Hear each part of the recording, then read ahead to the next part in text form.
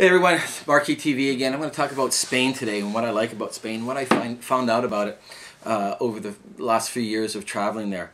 One of the revelations that I found in traveling Spain is that it kind of lived in this isolated bubble for 50 years because of our friend General Franco. So here's what happened. And I ran this theory by a few people when I was in Spain, and they sort of hushily agreed because they don't really like to talk about that time. But what happened is that people had to feed themselves, so they planted the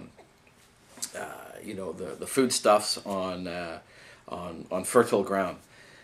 The vines that they did plant, they planted on not so fertile ground, and they planted them far between each other. Vines, not like you see the density in California. But because the country was so poor, they didn't pull out, didn't replant. So after Mr. Franco died and Spain got their constitution, it started kind of moving into the 20th century. But what they had is this wealth of old vines that had been there for 40 or 50 years. Old vine Grenache, old vine Tempranillo, old vine Cariana. So all they had to do was sometimes just modernize the wineries just a bit, and the kids started going to school, and they were blessed with these old vines that us in the New World don't necessarily have. So you have wines that are, first of all, different varietals, different varieties. Graciano, Viura, Malvasia, Macabeu, Tempranillo. So, for me, it was a breath of fresh air because I'm tasting grape varieties, tasting wines, and I'm going, wow, this is so cool. Never had this before. I've never tasted this like this before. And old vines, modern winemaking techniques, but while respecting what the grapes give them.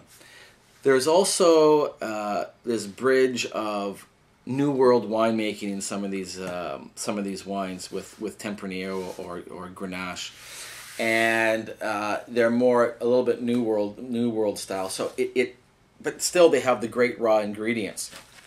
So you have there's wealth of riches, and at least in this market here, we've got a pretty decent selection, but I don't think we've even skinned the surface of what Spain has to offer. So I'm really excited about all the Spanish wine we have in the store, what's out in the British Columbia market, and the future of what's going to come down the pipeline.